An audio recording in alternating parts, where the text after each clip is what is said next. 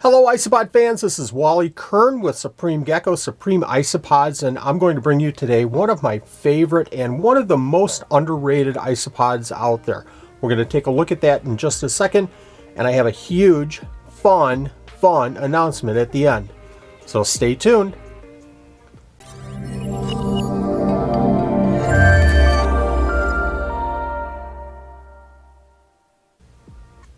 Okay, show of hands, how many people are keeping Porcellio scaber? Let's see them. How many people? How many people are keeping different morphs of Porcellio scaber? There's Dalmatian, there's Calico, Yellow Calico, Lottery Mix, Lava, and Koi, Orange Koi. There's just so many. What's your favorite Porcellio scaber morph that you're keeping? Leave a comment down below. Let me go ahead and grab you my favorite morph, and I think one of the most underrated isopods in the hobby. If you're not keeping this isopod, I really think that you should. I'll be right back.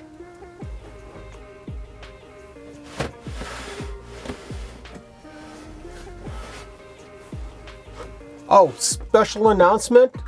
Well, let me go ahead and say that I'm going to drop a couple of hints during this video.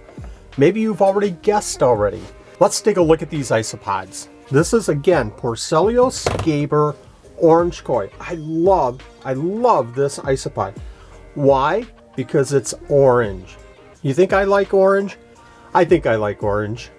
I recently moved these isopods from a 15 quart over to this 27 quart because they were just breeding so well, and I had such a huge demand. Now, this is your basic isopod setup. We have the leaves, the dry area on one end. We have a couple of pieces of cork bark, and we have the substrate that's about 2 inches deep, normal substrate. I have some videos. I'll point you in the direction of one of the videos here. We have the sphagnum moss on the other end. That's the moist area. So I would say that probably a third of this enclosure is moist and 2/3 is dry. I feed these isopods all kinds of foods, from Supreme Isopod chow to vegetables, to dried fish, to dried mealworms, to mushrooms, to crusted gecko diet. They get just about everything.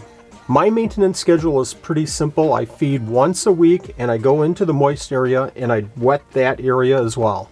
These Porcellio scaber Orange Koi breed very well for us. They multiply quickly. They're easy to keep. I don't have any issues with them whatsoever. One quick tip for you is that once a month I go into this group and I remove any of the low expression orange animals in the group. The orange color on these Porcellio scaber Orange Koi, I think, just can't be beat in the hobby. The variations are just simply incredible. This is very similar to the orange koi fish that are kept in Japan and certainly in the United States as well. One of my goals with this group is just to get that orange and white combination as diverse as I possibly can. I really think this is an isopod that you should keep in your collection as well. And the surprise, have you guessed already? I want to thank Bob M for his suggestion and his reference to me as the Isopod Podfather. One of my favorite movies is certainly The Godfather, and I took that and I spun this shirt off for the Podfather. This is really fun, and I really appreciate the suggestion, Bob. Thank you very much. These shirts are available now in our store, and you can get them. They're very limited supply, so make sure you check now. So what do you think? Do you think the Porcellio scaber Orange Koi is one of the most underrated isopods out there? I really think so. Here's a link to some other great beginner isopods. I think you'll enjoy this video, and it certainly will show you some more underrated isopods. Thank you for watching. Hit that like button, subscribe, and hit that notification to see more of these types of videos. Thank you very much, everyone.